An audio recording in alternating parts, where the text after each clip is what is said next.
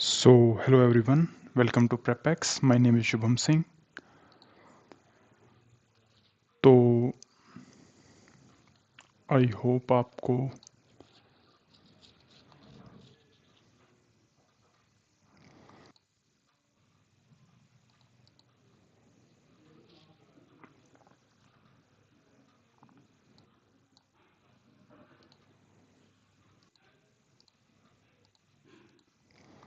So, hello everyone, welcome to PrepX. My name is Shubham Singh. तो okay we are live now. तो भाई आज का जो हमारा डिस्कशन का टॉपिक एक दिन हमने पहले भी किया था बट उस दिन अच्छे से कंप्लीट नहीं हो पाया था, तो आज इसको अच्छे से कंप्लीट करेंगे। तो आज हम जो अपना EMRS का PGT मैथ्स है उसकी स्ट्रेटजी डिस्कस करेंगे कि कैसे कैसे क्या क्या हुआ है। कुछ एडवांसमेंट भी आई है, हमारी डेट्स भी अनाउंस हो चुकी हैं, उनको भी देखेंगे कि उनको कैसे कैसे क्या उसके रिगार्डिंग हम कर सकते हैं। तो पहले भाई ये देख लेते हैं कि इस वीडियो में हम क्या क्या डिस्कस करने वाले हैं। तो सबसे पहला तो हम एक्सपेक्टेड एग्ज़ाम डेट्स डिस्कस करेंगे। उसके बाद जो सबसे इम्पोर्टेंट फैक्टर है हमारे पेपर का, टाइम मैनेजमेंट, वो डिस्कस करेंगे। उसके बाद कैसे पेपर को अप्रोच करना है वो डिस्कस करेंगे। वेयर टू प्रैक्टिस, कहाँ से प्रैक्टिस करनी है, क्या क्या प्रैक्टिस करना है, कितना जो जितना भी टाइम हमें मिल रहा है उसमें हम कर सकते हैं, वो सारा डिस्कस करेंगे। और ये बहुत ही छोटे इश्यूज़ हैं कि इंग्लिश हिंदी मीडियम, इसके ऊपर भी थोड़ा सा एक ग्लांस डालेंगे और हैंड राइटिंग वगैरह इन सब पे, आंसर राइटिंग, इन पे सब पे बात करेंगे। तो भाई जैसा कि एक्सपेक्टेड एग्ज़ाम डेट तो हमें पता, तो एक्सपेक्टेड एग्ज़ाम डेट तो हमें जैसे पता चल ही चुका है कि जो हमारे टीजीटी के पेपर हैं, उनकी तो है 22 तारीख का सुबह का, और जो अपना पीजीटी का पेपर है उनकी है आफ्टरनून में। तो इसमें जो सबसे पहला तो जो बात कह लो या इशू हमारे सामने आ जाता है वो यही आ जाता है कि वो यही आ जाता है वो यही आ जाता है कि भाई बहुत सारे ऐसे भी बच्चे हैं जो टीजीटी और पीजीटी दोनों में जो क्वालिफाई हुए हैं, जिनको दोनों एग्ज़ाम्स देने हैं। तो भाई जो मतलब जो भी ऐसे हैं बच्चे, मेरा नहीं है, मैं केवल पीजीटी में ही हूँ एलिजिबल और उसी का एग्ज़ाम दूंगा। तो ये भी एक इश्यू होने वाला है क्योंकि आप 3 घंटे सुबह सुबह ही एग्ज़ाम दोगे, ठीक है, और वो भी सब्जेक्टिव एग्ज़ाम है। वैसे तो मैथ का आप कोई भी एग्ज़ाम दो, सब्जेक्टिव दो ऑब्जेक्टिव दो, सभी टायरिंग होते हैं, बट स्पेशली सब्जेक्टिव है तो वो तो बहुत ही टायरिंग होने वाला है, ठीक है। और उसी दिन आपको सेम ये दिन है। तो अगर कोई ऐसे बच्चे हैं, जिन ऐसे स्टूडेंट्स हैं जिनको भाई दोनों पेपर देने हैं, तो भाई आपको है ना अपना माइंड मेकअप करना पड़ेगा कि भाई मेरे को किसको फोकस करना है, किसको टारगेट करना है। अगर आप दोनों में चाहोगे कि मैं ये भी कर लूँ वो भी कर लूँ, तो और अभी जितना जल्दी एग्ज़ाम डेट्स आ गई हैं तो आपको शायद थोड़ी सी दिक्कत होने वाली है। तो अब ये तो हमने डेट्स देख ली, अभी थोड़ा ये देख लेते हैं हमारे पास कितने कितने दिन क्या क्या बचे हुए हैं और उसमें हमें क्या क्या करना सही रहेगा, ठीक है।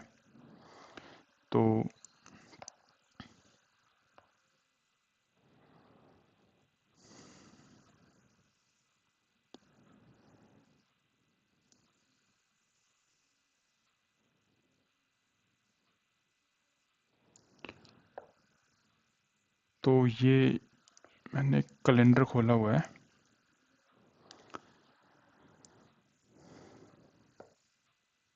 तो आज हम खड़े हैं 26 फेब के ऊपर, ठीक है। तो अगर फेब के देखें तो हमारे पास 1 2 3 दिन बचे हुए हैं, और अगर मार्च में देखें तो 22 का तो अपना पेपर ही है, ठीक है। मोस्ट ऑफ द स्टूडेंट्स 21 को ट्रैवल वगैरह करेंगे, थोड़े सेंटर्स भी हो सकता है, मेंस के कम सेंटर हैं, थोड़े से दूर आए। तो मार्च के हमारे पास 20 दिन बचे हुए हैं और 3 दिन हमारे पास ये बचे हुए हैं। तो अभी इस पे बात आती है कि इनको हमें यूटिलाइज़ कैसे करना है। तो जो मैंने मेरे लिए सोचा मैं वो बता सकता हूँ। हर स्टूडेंट अलग अलग स्टेज पे होएगा, अलग अलग उस पे होएगा, किसी के पास कम टाइम होगा, किसी के पास ज़्यादा होगा। बट मेरा अभी 11th पूरा कंप्लीट हो चुका है, 12th भी ऑलमोस्ट कंप्लीट है, और जो बचा भी हुआ है ना वो मैं 3 दिन में कंप्लीट कर सकता हूँ। तो जो मेरा पर्सनल प्लान है वो ये है कि मैं फैब के एंड तक पूरा का पूरा अपना सिलेबस एनसीईआरटी से कंप्लीट कर चुका हूँगा।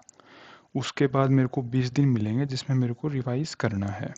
ठीक है, तो उनको मैं ऐसे डिवाइड करने वाला हूँ, 12 + 6 + 2, ऐसे मैं इनको डिवाइड करने वाला हूँ। इसको आप 3 भी बोल सकते हो क्योंकि 21 को हमने हटा दिया है। थोड़ा बहुत आप पढ़ ही सकते हो, बट फिर भी हम चलो मान लेते हैं 21 को ट्रायल वगैरह होगा, और बिल्कुल एग्ज़ाम से जस्ट पहले बहुत ज़्यादा पढ़ना भी नहीं चाहिए। तो 12 + 6 + 2 में मैं डिवाइड करूँगा।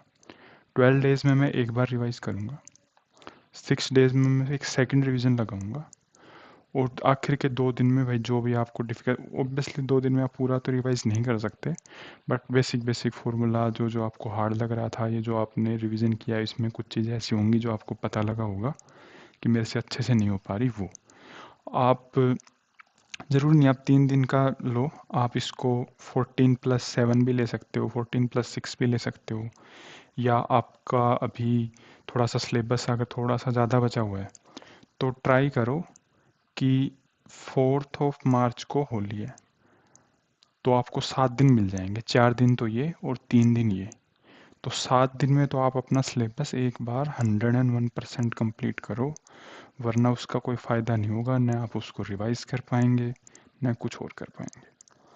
तो ये आप मेक श्योर करो कि 4 मार्च तक तो आप पक्का सिलेबस कर लो।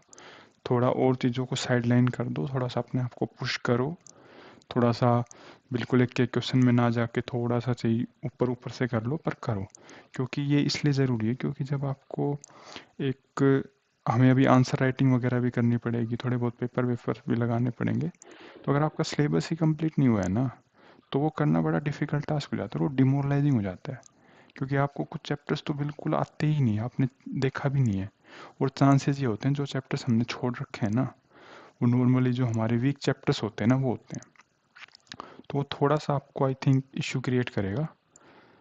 तो अगर आपका सिलेबस हो रखा है बहुत ही अच्छा है, ये जो मैं आपको बता रहा हूँ ना, या तो इसको तीन तीन स्टेजेस में आप रिवीजन कर सकते हो, या दो स्टेजेस भी इनफ हैं। तो या आप जैसा भी जिस आप कंडीशन में हो आप उस अकॉर्डिंग डिसाइड कर सकते हो। मैंने मेरा बता दिया कि मैं 28 तक अपना सिलेबस कंप्लीट करूँगा। मेरे आखिर का थोड़ा सा कैलकुलस बचा हुआ है, डिफरेंशिएशन तक हो गया, इंटीग्रेशन, डिफरेंशियल इक्वेशन और वेक्टर यही बचा हुआ है, तो ये मैं 3 दिन में कर दूंगा। और मेरा अच्छा है कैलकुलस, ऐसा कुछ है नहीं, फॉर्मूले वगैरह याद है, बस थोड़ा सा देखना है। तो ये मेरा प्लान मैंने आपको बता दिया, बाकी आप अपने अकॉर्डिंग जैसी आपकी सिचुएशन है, कम टाइम है, ज़्यादा है, स्ट्रॉन्ग वीक, उस अकॉर्डिंग कर सकते हो। बाकी आई रिकमेंड कि कुछ भी छोड़ना मत, और उसको भी हम बाद में अभी इसी वीडियो में डिस्कस करेंगे कि क्यों कुछ भी नहीं छोड़ के जाना। ठीक है, तो ये इसके रिगार्डिंग था। अभी हम अपना मेन उस पे आते हैं जो हमारा आज का मेन था। तो एग्ज़ाम डेट्स हम थोड़ा एंटिसिपेट कर रहे थे कि अप्रैल में जाएगा, बट अभी जो आ चुका है वो आ चुका है। तो ये हमारा 22 मार्च की एग्ज़ाम डेट्स आ चुकी हैं, और ये कैसे क्या टाइम मैनेजमेंट करना वो हमने सब देख लिया है। ठीक है, अभी आते हैं मेन मुद्दे पे आज के, जिसके लिए हमने ये सारा तामझाम कर रखा है, और वो है कि भाई पेपर को अटेम्प्ट कैसे करना है और पेपर के अंदर हर क्वेश्चन का टाइम मैनेजमेंट कैसे करना है। तो हमारे पास ऑब्जेक्टिव क्वेश्चंस आ रहे हैं 40, ठीक है, डिस्क्रिप्टिव क्वेश्चंस हमारे पास आ रहे हैं 15, और उनके टोटल मार्क्स जो बन रहे हैं ना, इसके 40, इसके 60, 100। तो अगर मैं एक सिंपल सी कैलकुलेशन करूं कि भाई मैं अगर मेरे को और 3 आवर्स में करना है, 100 मार्क्स हैं और 180 मिनट्स मिल रहे हैं, तो अगर मैं एक सिंपल सी कैलकुलेशन करूं कि मेरे को अगर एक नंबर लेना है तो मैं कितना टाइम डिवोट कर सकता हूं, ठीक है, तो वो 1.8 मिनट्स हमारे पास निकल के आएगा। क्योंकि हमें ये भी तो देख के चलना है ना कि हमें कितना टाइम लगाना है, कितना ऑब्जेक्टिव पे लगाना है, कितना सब्जेक्टिव पे लगाना है, क्योंकि अभी हमें पता नहीं है कि भाई कैसा क्या पेपर आए। क्या पता ऑब्जेक्टिव भी उतने ही लेंथी बना रखे हों जितने सब्जेक्टिव लेंथी हैं। तो भाई पहले अपने सब्जेक्टिव करो ना, ऑब्जेक्टिव पे इतना टाइम क्यों खपाना जब आपको एक नंबर मिल रहा है ना। तो काफ़ी सिनेरियो हो सकते हैं, तो हमारे माइंड में ना एक टाइम फ्रेम होना चाहिए कि कितने टाइम में हमें कितने क्या कैसे कैसे क्वेश्चंस करने हैं, ताकि एटलीस्ट जो बच्चे सब करेंगे या जो हमें आता है, जितना हम मैक्सिमम परफॉर्म कर सकते थे उतना तो एटलीस्ट हम पेपर में परफॉर्म कर पाएँ। तो ये 1.8 मिनट्स आता है। तो जो मैंने सोचा है या मैंने डिसाइड किया है वो ये है कि मैं जो ऑब्जेक्टिव क्वेश्चंस है ना उनको 2 मिनट दूंगा। और उस वैसे तो 1.8 मिनट है, बट मैं 2 मिनट इसलिए कह रहा हूँ क्योंकि ऑब्जेक्टिव क्वेश्चंस में क्या है, श्योरिटी है कि अगर आपने क्वेश्चन अटेम्प्ट कर दिया, आपका आंसर आ गया, आपने मार्क कर दिया, तो चाहे कोई भी चेक कर रहा हो आपके नंबर पूरे आएंगे। ठीक है, आपके पूरे कंप्लीट नंबर आएंगे। कोई ऐसा नहीं है कि एक आधा नंबर काट लिया, 0.25 काट लिया, आपके पूरे नंबर आएंगे। ठीक है, तो भाई वो फ़ायदा है तो हम थोड़ा सा टाइम पे एक्स्ट्रा डिवोट कर देते हैं। और एक दूसरा ये भी होता है ना कि आप कोई चीज़ को एक तो पार्ट्स पार्ट्स में कर रहे हो तो उसमें ज़्यादा टाइम लगेगा, और एक होल कर रहे हो तो कम टाइम लगेगा। तो डिस्क्रिप्टिव में थोड़ा सा वो भी हमें बेनिफिट होता है कि हमें as question as a whole करना है, उसका टाइम है ना इधर उधर ख़राब नहीं होता कि आप नेक्स्ट क्वेश्चन में गए फिर से उसकी स्टेटमेंट को पढ़ा। आपने क्वेश्चन लिया और आप पूरा पूरा पूरा सीधा सीधा करते चलते हो। तो ये है कि 2 मिनट हम इसके लिए लेंगे। ठीक है, और ये क्यों नहीं रहा।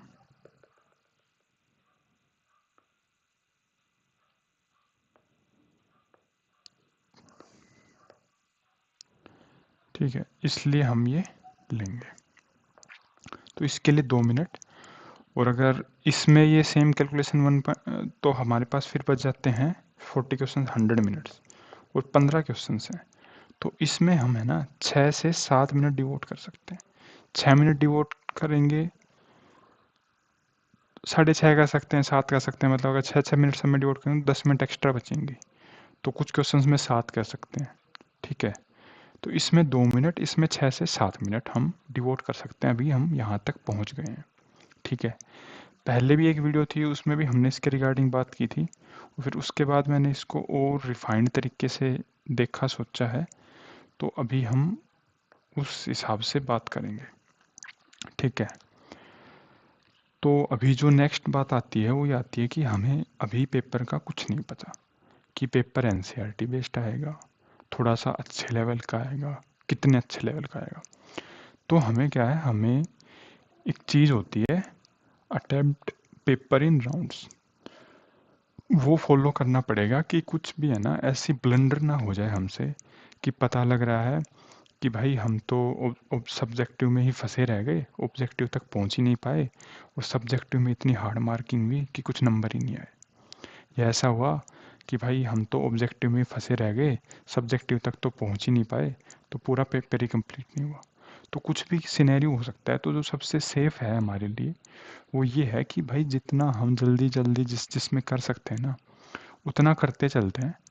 और भाई देखो, नॉलेज तो आपकी है वो है ही, वो तो लिमिटेड है, वो तो भाई जितना आप, लेकिन हम अपना तो बेस्ट दे पाएँ तो ये उसमें हमें काम आएगा, हमें रिग्रेट ना हो। आप में से बहुत सारे बच्चे केवीएस के पीजीटी में भी अपीयर हुए होंगे, तो आपने देखा होगा कि बहुत बच्चों का पेपर छूटा था, बहुत बच्चों का, इंक्लूडिंग मी, क्योंकि हम उसके लिए प्रिपेयर ही नहीं थे। कि हम तो ये सोचते टाइम का कोई तो इशू होगा ही नहीं, आराम से कर लेंगे।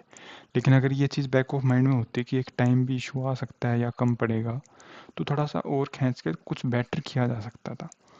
तो इसीलिए ये सबसे सेफ बेट होती है कि आप पेपर को राउंड्स में करो, क्योंकि आपको नहीं पता पेपर हार्ड आ रहा है आसान आ रहा है। अगर आप ये सोचो कि भाई मैं तो बिल्कुल लाइन से क्वेश्चन करूँगा 1 2 3 4 5 6 7 कि लाइन से बिल्कुल, तो ये थोड़ा सा आपको इशू कर सकता है। अगर देखो पेपर आसान आया हुआ है ना और आपसे सारे होते जा रहे हैं, तब तो ठीक है, तब तो ये बहुत बढ़िया है कि आप रिविजिट करते हो, तो भाई बार बार आपको क्वेश्चंस पढ़ना पड़ रहा है, आपको ध्यान भी चीज़ें रखनी पड़ती हैं। तो एक आसान पेपर में तो ये अच्छी स्ट्रैटेजी हो भी सकती है, बट अभी हमें पता नहीं कि पेपर कैसा आएगा, और वो तो जब उस टाइम आएगा ना तो वो तो दिख जाएगा कि जब होते जा रहे हैं, तो ऐसा तो है नहीं आप जानबूझ के कोई क्वेश्चन स्किप करोगे। तो अभी हम ये डिस्कस कर लेते हैं कि हमें पेपर राउंड्स में कैसे करना है। ठीक है, तो सबसे पहले जो हम करेंगे वो हम हमारा करेंगे राउंड 1, और हम स्टार्ट करेंगे अपने ऑब्जेक्टिव क्वेश्चंस से। ठीक है, उसके बाद हम जाएंगे सब्जेक्टिव क्वेश्चंस में। ठीक है, तो कुछ तो प्री एजम्पशन लेके चलनी पड़ती हैं आप इसमें भाई, वो तो पेपर पे डिपेंड करेगा आप कितने कर पाओगे आपकी नॉलेज पे। लेकिन एक नॉर्मल पेपर आता है, और एक नॉर्मल बच्चे के हिसाब से मैं बता रहा हूँ, स्टूडेंट के हिसाब से, कि हम ऑब्जेक्टिव क्वेश्चंस में ना 50-20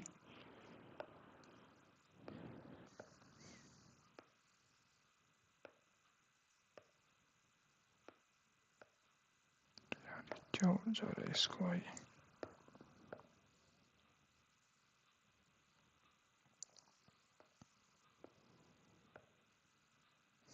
यार ये पता नहीं मिट ही नहीं रहा।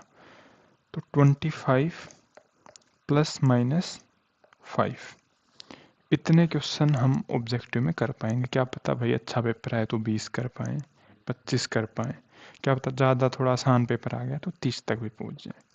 ठीक है, सेम इसमें हम 9 ±2 टोटल 15 क्वेश्चन आएंगे।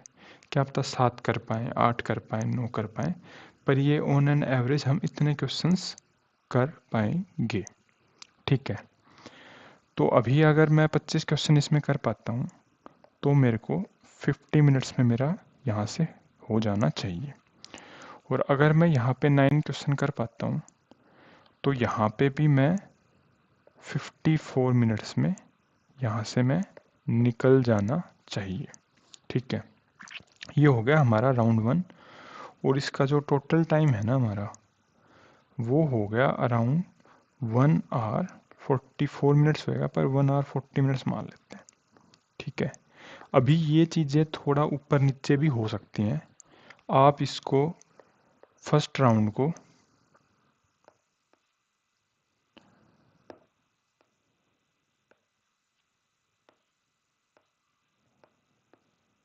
आप जो ये फर्स्ट राउंड है इसको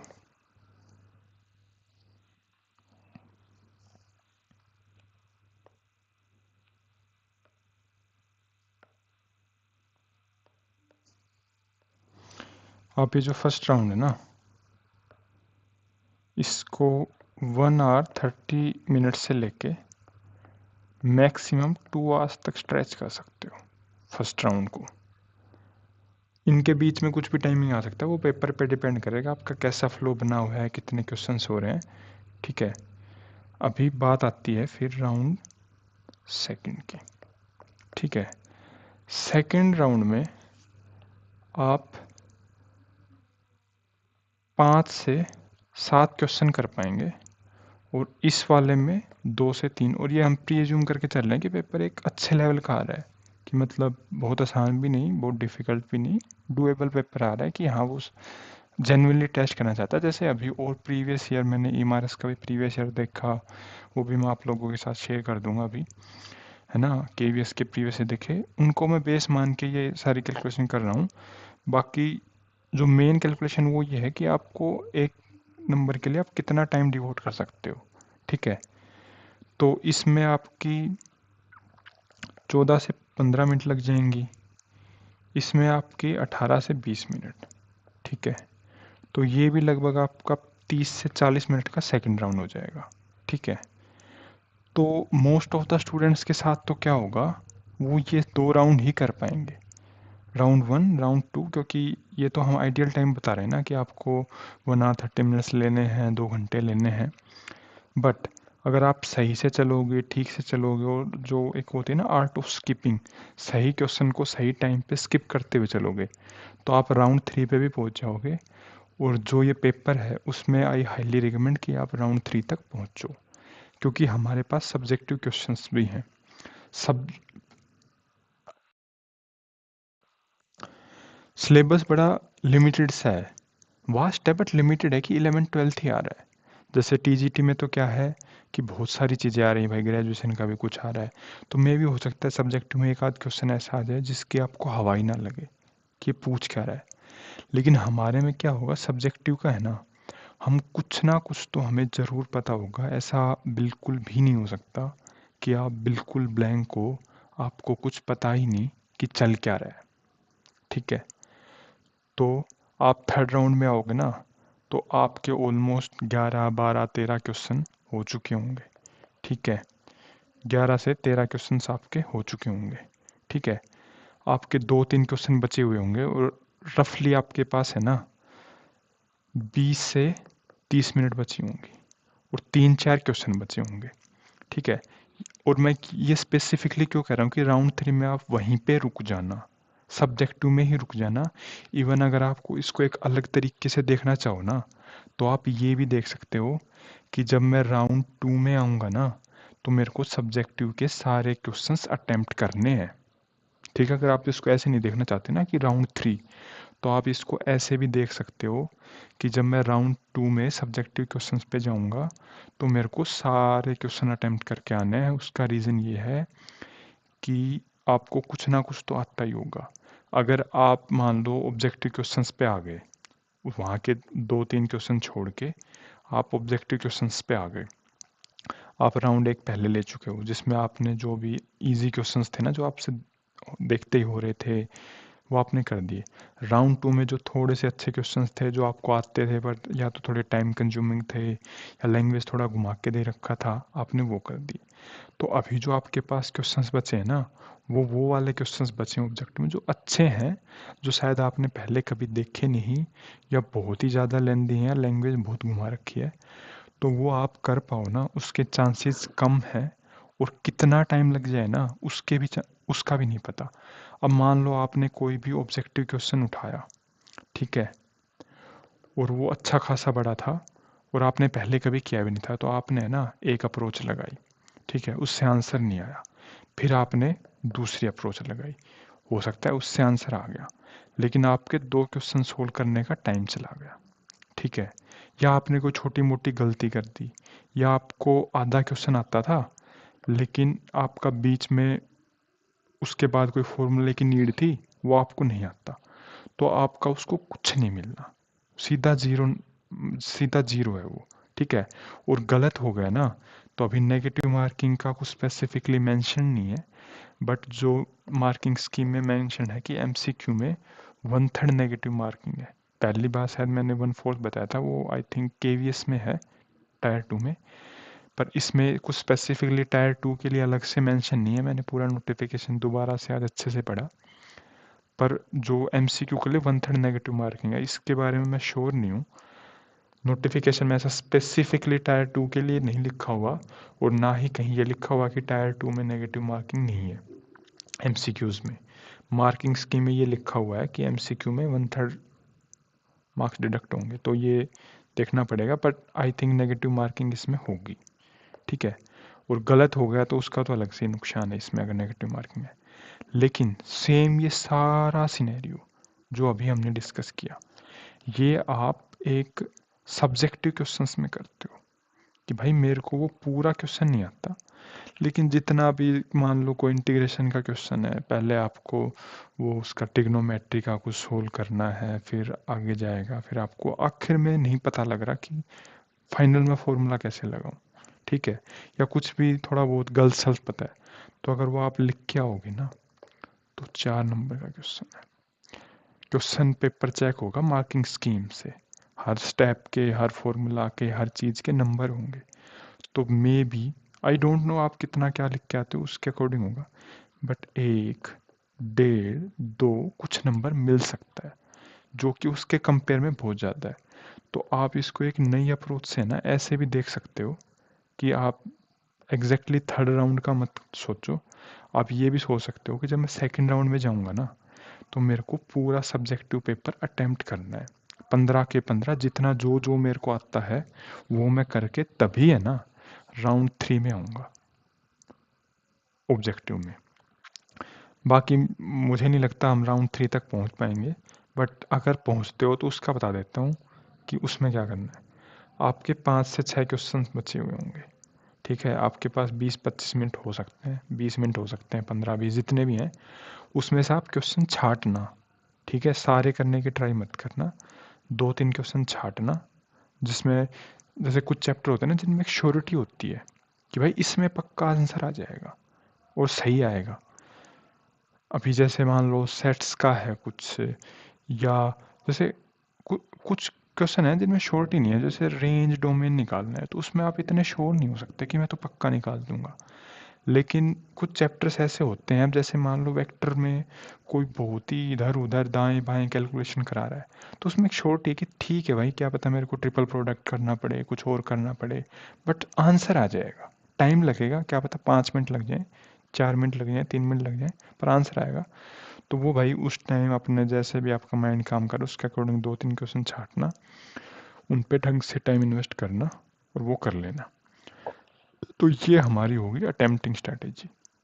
और आई थिंक इससे बढ़िया कुछ नहीं हो सकता कि भाई आप इसमें चले गए, ठीक है।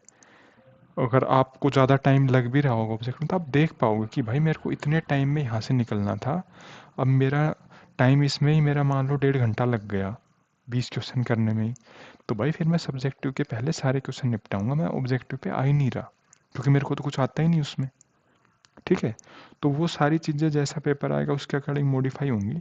बट एक नॉर्मल पेपर आता है तो उसमें आप ये स्ट्रेटजी फॉलो कर सकते हैं कि भाई मैं राउंड 1 लूँगा, उसके अंदर 20 से 30 क्वेश्चन मेरे हो जाएंगे, 25 + -5 50 एक मिनट में। दूसरे में उसमें 7 8 9 10 11 क्वेश्चन हो जाएंगे 50 एक मिनट में, ठीक है। मेरे को लगभग 1.5 से 2 घंटे राउंड 1 में लगेंगे। उसके बाद राउंड 2 में आना है, इसमें 5-7 क्वेश्चन हो जाएंगे, 3-4 हो जाएंगे, वो वही सेम पेपर पे डिपेंड करता है। बट जो सबसे इम्पोर्टेंट है ना भाई, किसी भी ऑब्जेक्टिव क्वेश्चन में फंस के मत बैठना। जो क्वेश्चन समझ ही नहीं आ रहा ना, उसको भाई मत उठाना स्टार्टिंग में, आगे चलते रहना, ठीक है। अगर पेपर हार्ड भी आएगा तो भी कोई पैनिक मत करना, कोई बात नहीं, क्या पता आपके 15 ही हो पाए, तो सबके ही हो रहे हैं, ठीक है। कि भाई ना मेरे तो 15 हो पाए, मैं तो 20 तक पुश करूंगा ही करूंगा, मेरे को तो 20 तो लाने ही लाने हैं, वरना तो मेरा सारा सिस्टम मिल जाएगा, ऐसा कुछ नहीं है। जितने फर्स्ट राउंड में वही क्वेश्चन करने हैं। ये बस आपको एक आइडिया के लिए दिया था कि हाँ भाई, ताकि टाइम का आइडिया हो जाए कि कितने टाइम में निकल लेना है राउंड 1 करके। पर जितने भी देखते देखते होते जाएं वो करते जाओ, ज़्यादा हो रहे हैं ज़्यादा कर दो, 25 हो रहे हैं 30 हो रहे हैं 30 कर दो, 20 हो रहे हैं 20 कर दो, 20 से कम हो रहे हैं वो भी कर दो, लेकिन रुकना नहीं है राउंड 1 में।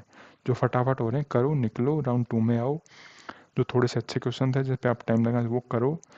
राउंड 2 के एंड में ही सब्जेक्टिव सारे कर देना, ये राउंड 3 के लिए मत छोड़ना। ये जो मैंने स्टेटमेंट बोल दी ना कि भाई राउंड 3 में पहले, यहाँ भाई आप ऑलरेडी सब्जेक्टिव में हो ना, सारे करके ही निकलना, ठीक है। और उसके बाद थोड़ा बहुत टाइम बचे, यहाँ 5-7-10 क्वेश्चन आपके बचे होंगे ऑब्जेक्टिव में, वो अपना कर लेना। तो ये हो गई हमारी अटेम्प्टिंग स्ट्रेटेजी, ठीक है। अभी हम चलते हैं कि भाई कहाँ से पढ़ना है, कहाँ से प्रैक्टिस करनी है, ठीक है। तो भाई अभी जो वो टाइम था ना कि ये कर लो वो कर लो, वो तो चला गया है। RD शर्मा कर लो, SK सैनी कर लो, या और कोई एलिमेंट्स, कोई भी बुक। भाई वो बुक्स इतनी बड़ी हैं, जिन्होंने शायद करी भी होंगी ना, मुझे नहीं पता आप लोगों ने करी या नहीं करी। जिसने पहले से कर रखी तो उसकी अलग बात है, लेकिन जिसने स्टार्टिंग से स्टार्ट करी होंगी, वो बुक कंप्लीट होने के लिए बनी ही नहीं है कि आप उसको कभी भी। इवन मैं जब खुद भी पढ़ रहा था तो हमारे RD शर्मा ही चलती थी, मेरे पास रखी भी हुई है, लेकिन टीचर भी उसमें से स्किप कराते थे कि भाई ये छोड़ दो, ये काम का नहीं है, ये खुद कर लेना। क्योंकि अगर आप ऐसे बिल्कुल हर क्वेश्चन उसका करोगे ना, तो पूरा हो ही नहीं सकता। तो मैं तो पहले भी, आप अगर पहले की स्ट्रैटेजी वीडियो देखोगे उसमें भी मैंने यही बोला था कि भाई NCERT कर लो, उससे बढ़िया कुछ नहीं है, और वो पूरी लाइफ लॉन्ग काम आएगी। ये नहीं है कि आपने EMRS का पेपर दे लिया और इसकी रेलिवेंस ज़ीरो, ठीक है। आप कल को KVS का पेपर दोगे तब भी दोबारा से यही पढ़नी पड़ेगी। आप कल को कोई प्राइवेट इंस्टीट्यूट में पढ़ाना चाहते हो, स्कूल में पढ़ाना चाहते हो, वो भी बेसिक NCERT तो मांगेंगे कि भाई NCERT तो पूरी आनी चाहिए लाइन टू लाइन, ठीक है। हमारा सब्जेक्टिव पेपर है तो उसके लिए मैंने बोला था कि भाई NCERT एग्जाम्पलर में भी कुछ अच्छे क्वेश्चन है, वो कर लो। और आप इवन RD शर्मा वगैरह को और भी किसी बुक में देखोगे ना, उसमें जो भी अच्छे क्वेश्चन है वो एग्जाम्पलर के ही होंगे या उन जैसे होंगे। तो अभी आप अपनी सिचुएशन देखो कि आप कहाँ हो, किस स्टैंड पे हो, कितना आपका टाइम बचा हुआ है, कितनी आपकी तैयारी है। उस अकॉर्डिंग आप एग्जाम्पलर के कुछ टॉपिक कर सकते हो, कुछ सब्जेक्ट कर सकते हो, मतलब कुछ सब्जेक्ट इन द सेंस कुछ चैप्टर कर सकते हो। पूरा नहीं हो रहा है तो, या भाई बहुत ही कम टाइम है तो अपनी एनसीईआरटी से काम चला लो, या जो भी आपने अभी पढ़ा हुआ है ना वही भाई वही रखो। अभी चेंज वेंज से कुछ होगा नहीं, अभी तो रिवीजन का टाइम है मेनली तो। ठीक है। ऑब्जेक्टिव की प्रैक्टिस के लिए मैंने बताया था कि एनडीए की प्रीवियस ईयर आप कर सकते हो। अभी सीबीएसई के कुछ पेपर होंगे वो मैं तो पर्सनली देखूंगा। बाकी ये सब फिर बाकी सारी चीज़ें फिर ऑप्शनल हो जाती हैं, बट भाई एनसीईआरटी तो बिल्कुल बेस है, इसको मान के चलना। और टाइम है, आपने थोड़ा बहुत एफर्ट डाल रखा है, एनसीईआरटी कंप्लीट हो चुकी है, तो एग्जाम्पलर पे भी थोड़ी बहुत मेहनत डाल लो। बहुत कोई हार्ड क्वेश्चन है बिल्कुल नहीं पल्ले पड़ रहा है, उसको छोड़ दो। जो थोड़े ओकेश ओकेश हैं होने वाले वो कर लो, बट कर लो जितना भी जो हो पा रहा है। ठीक है। सीबीएसई की प्रीवियस ईयर देख लेंगे। मैं अभी भी पेपर होगा, शायद हो चुका है मैथ का, 12th बोर्ड का, तो 2-3 सेट आते हैं, वो मैं करता हूँ, अरेंज होंगे तो उनको देख लेंगे। बाकी ये बहुत पहले की बातें थी, वही था फोमो कि भाई हम अलग अलग बुक्स के कोर्सेज के पीछे भाग रहे थे, वो फियर ऑफ मिसिंग आउट में कि यार ये ना छूट जाए, वो ना छूट जाए, आर डी शर्मा में तो पता नहीं क्या दे रखा होगा ये वो। तो ये अभी इतना रिलेवेंट नहीं है, अभी तो रिवीजन का टाइम आ गया है, तो जो आपने पढ़ा हुआ है अगर पूरा नहीं हुआ है तो उसको अच्छे से जल्दी से कंप्लीट करो, वरना भाई अपना इसको फटाफट कंप्लीट करके रिवीजन करो, यही है बस अब। ठीक है। भाई हिंदी मीडियम और इंग्लिश मीडियम का बड़ा ही रेलिवेंट सा टॉपिक है। भाई देखो, आपका जो आपका मीडियम था वही रहेगा। इंग्लिश था तो इंग्लिश है, हिंदी था तो हिंदी है। हाँ, अगर आप कोई one of the few rare cases हो कि भाई मैं तो इंग्लिश में भी कर लेता हूँ, हिंदी में भी कर लेता हूँ, वो ऑब्जेक्टिव में तो आप कर पाते हैं बहुत सारे बच्चे कि मैं इंग्लिश हिंदी दोनों में कंफर्टेबल हूँ, कर लेता हूँ। लेकिन सब्जेक्टिव में दोनों करना काफ़ी डिफ़िकल्ट होता है। तो देखो, अगर आप कोई ऐसा बच्चा है भाई जो इंग्लिश और हिंदी दोनों में कंफर्टेबल है और वो पूछ रहा है मैं किस में पेपर अटेम्प्ट करूँ, भाई इंग्लिश में करना। लेकिन अगर आपका पता है भाई मैं हिंदी मीडियम का ही बच्चा हूँ, मैंने पूरा टाइम हिंदी मीडियम में पढ़ा है, तो आपके पास ऑप्शन नहीं है, आपको हिंदी में ही पेपर देना है। अब चाहे थोड़ा बहुत कुछ पेपर में ऊपर नीचे हो, डिस्क्रिमिनेशन होता हो, ये वो। और जो दूसरी बात है ना, मैथ में इतना इशू नहीं है कि हिंदी इंग्लिश, यार मोस्टली चीज़ें तो मैथमेटिकल टर्म्स ही होती हैं। थोड़ा बहुत सिंस देन आफ्टर ये लिख दिया तो इतना बड़ा इशू नहीं है। मोस्टली तो मैथमेटिकल कैलकुलेशन होती हैं, फॉर्मूलाज होते हैं, वो तो हिंदी इंग्लिश सब में सेम ही होते हैं। तो ये जो क्वेश्चन है ना, ये आई थिंक मैथ के उसमें इतना रेलिवेंट नहीं है कि भाई बहुत ज़्यादा रेलिवेंसी नहीं रखता। तो भाई इसका सिंपल सा फंडा है कि भाई जिस आप में हो वो करो। और देखो, जो ये बात कहते हैं ना मार्केट में चलती है कि भाई इंग्लिश में मार्किंग स्कीम थोड़ी इजी होती है, यार उसके बहुत सारे रीज़न है। हम मतलब इतना आसान नहीं है उसका। देखो, इंडिया ना बहुत बड़ा देश है और बहुत सारे लोग हैं, तो ये हमारे नॉर्दर्न साइड में थोड़ा सा हिंदी डोमिनेट करती है। ठीक है। लेकिन बहुत बड़ा देश है और जो आपका चेक करे ना वो कहाँ से क्या है नहीं पता। क्या पता उसको हिंदी इतनी अच्छे से ना आती हो, वो भी हिंदी में इतना कंफर्टेबल ना हो, है ना। तो बहुत सारे फैक्टर होते हैं, बट मैथ में ये थोड़ा सा इरेलीवेंट है। काफ़ी है ना, मतलब फिक्स्ड चीज़ों वाला है मैथ की, भाई आंसर है तो है, जो कोई भी चेक करे उतने ही नंबर देने पड़ेंगे। ठीक है। तो ये है। हैंड राइटिंग, हाँ भाई हैंड राइटिंग का ऑब्वियसली इशू होता है। आप खुद भी देख लो, अगर एक अच्छे से उसमें लिखा हुआ है प्रेजेंटेबल में तो आपको भी अच्छा लगेगा। ठीक है। थोड़ा सा ऐसे ही अच्छी नहीं है, घोच पोच लिखा हुआ है तो नहीं अच्छा लगेगा। लेकिन फिर वो सेम बात आ जाती है, भाई मैथ में ये सारी चीज़ें हैं ना, इतना मैटर नहीं करती जितना और जैसे आर्ट्स के सब्जेक्ट में आप हिंदी का पेपर, इंग्लिश का, पॉलिटिकल साइंस का, इकोनॉमिक्स का, इनका दे रहे हो ना, स्पेशली लैंग्वेजेस का, किसी का भी हिंदी इंग्लिश, तो उनमें बहुत मैटर करती हैं। लेकिन मैथ थोड़ा सा इन चीज़ों में लीनियंट होता है, ज़्यादा फर्क नहीं पड़ता। बट देखो, ये दोनों चीज़ें जो हमने पॉइंट डिस्कस की ना, हिंदी इंग्लिश मीडियम राइटिंग, ये भाई आपका जैसा है ना वैसा ही रहेगा। अभी उसमें आप, मैं कह दूँ भाई राइटिंग अच्छी करनी है, तो क्या आपकी बहुत अच्छी नहीं है तो क्या आप 20 दिन में राइटिंग अच्छी कर दोगे क्या? आपका मान लो मैं कह दूँ इंग्लिश मीडियम में करना है, आपका हिंदी मीडियम है, तो क्या आप मतलब 20 दिन में इंग्लिश मीडियम हो जाओगे क्या? तो मतलब जो है वो है, जो है उसको एक्सेप्ट करो भाई। बहुत सारी चीज़ें होती हैं लाइफ में जो अनफेयर भी होती हैं, बट एक्सेप्ट करो। ठीक है। अभी जो हमारा आखिरी मुद्दा आता है कि भाई अभी देखो होल सिलेबस, अभी तो देखो रिवीजन मोड में आ गए हैं। ये तो ये स्लाइड मैंने पहले डिज़ाइन करी थी, तो उस हिसाब से था कि बाकी अभी और क्या चीज़ें डिस्कस करनी बचती हैं हमें।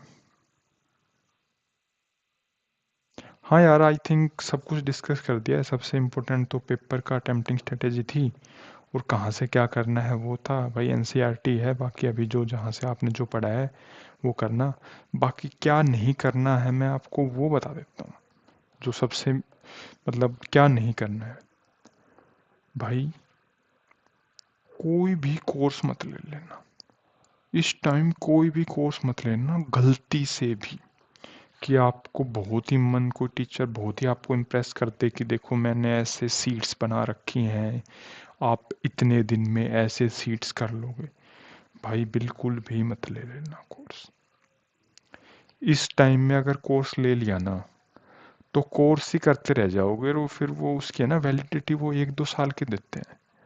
तो आपको जो वो 1-2 साल की वैलिडिटी मिलेगी ना, वो आपको यूज़ करनी पड़ जाएगी, क्योंकि इस वाले पेपर में तो आप कर नहीं पाओगे। फिर वो जो उसकी 1-2 साल की वैलिडिटी मिलती है ना, वो यूज होएगी आपकी। ठीक है।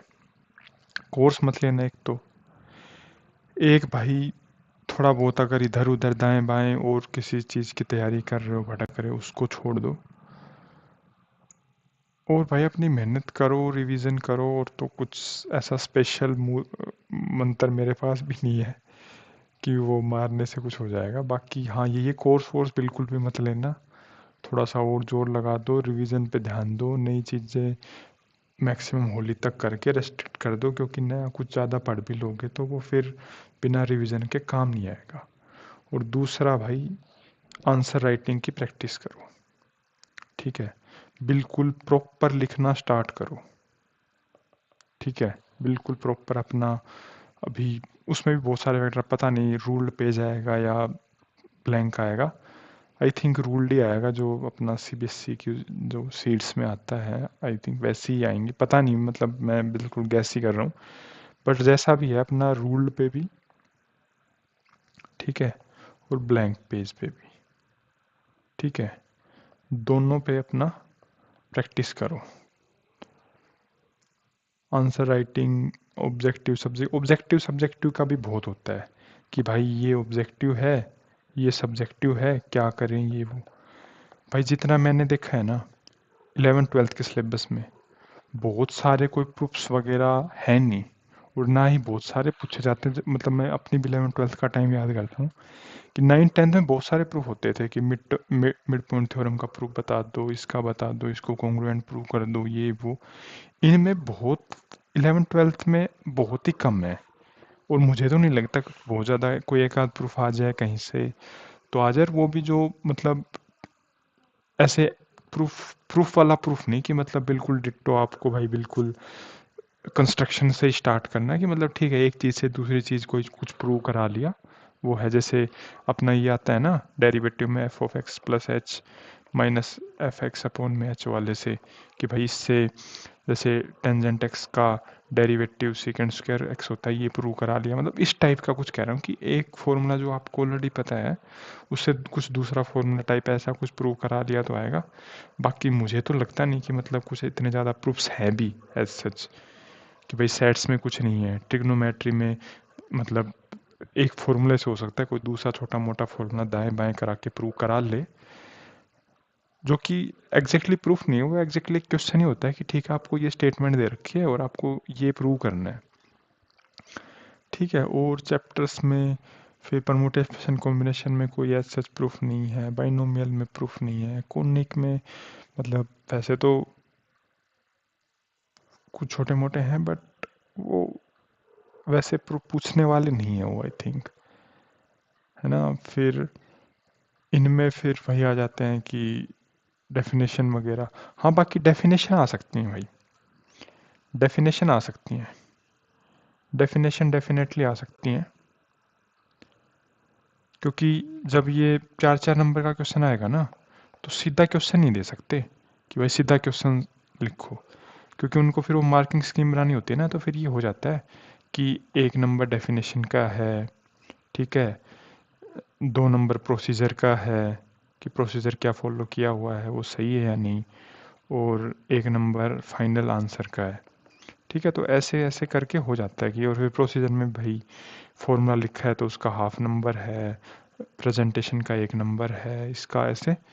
तो डेफिनेशन वगैरह आप थोड़ा सा मतलब याद रखें, देख के चलें कि भाई यूनियन, इंटरसेक्शन या और जो भी चीज़ें होती हैं, मतलब लिमिट की, कंटिन्यूटी की, डिफरेंशियबिलिटी की, और कोई मैट्रिक्स में कोई डिमोवियर थ्योरम है, और सॉरी डिमोवियर तो उसमें है सेट्स में, है ना। तो मतलब जो भी बेसिक बेसिक चीज़ें हैं, वैसे तो हमें पता ही होता है कि भाई, वैसे तो पता ही है ना कि टेंजेंट क्या होता है या स्लोप क्या होता है ना। लेकिन थोड़ा सा एक उसको वर्ड्स में पिरो के लिखना, तो वो थोड़ा देख सकते हैं, क्योंकि मार्किंग स्कीम होती है तो ऐसे ही काम होता है। तो यही सब था यार, और अगर आपके कुछ डाउट्स हों तो आप कमेंट में बता सकते हो। बाकी मेरे अकॉर्डिंग तो जो जो चीज़ें हो सकती थी मैंने डिस्कस कर दी हैं। और दूसरा यही था कि अगर आप कोई भी 2-3 जगह फंसे हुए हो आप, तो 2-3 जगह मतलब टीजीटी भी दे रहे हो, पीजीटी भी दे रहे हो, या कोई और भी एग्ज़ाम है, तो भाई थोड़ा सा अपनी क्लैरिटी लेके आओ कि मेरे को क्या करना है, क्या चाहिए। आगे का भी थोड़ा सोच लो, क्योंकि ऐसा तो है नहीं पेपर पेपर देख के काम चल जाएगा। कितनी सीटें हैं, आपको क्या पसंद है, आपको 11-12 पढ़ाना पसंद है या भाई टीजीटी वाली क्लासेस पढ़ाना पसंद है, वो सारी चीज़ें सोच के देख के आपके कौन से चैप्टर टॉपिक स्ट्रॉन्ग है, किसमें से कम कंपटीशन, ज़्यादा कंपटीशन, ये सारी चीज़ें आप अपना सोच के डिसीजन करो। और अभी आखिरी के 23-24 दिन बचे हुए हैं, तो आप इसको अपना अच्छे से यूटिलाइज़ करो और अपना फुल पोटेंशियल लगाओ। होपफुली इसमें कुछ इंटरव्यू वगैरह भी नहीं है, तो ज्वाइनिंग वगैरह भी टाइम से ही हो जाएंगी। तो so that's it for this video. आपको अगर कोई भी डाउट हो आप कमेंट्स में, टेलीग्राम चैनल का आपको लिंक मिल जाएगा, टेलीग्राम पे आप मेरे से पर्सनली भी कनेक्ट कर सकते हो अगर आपका कोई स्पेसिफिक डाउट है और अच्छा डाउट है, तो वहाँ पे भी आपको रिप्लाई कर दीजिएगा। ग्रुप भी हमारा, उसमें काफ़ी सीरियस स्टूडेंट्स हैं, उसको भी आप ज्वाइन कर सकते हो। So that's it for this video. Have a nice day.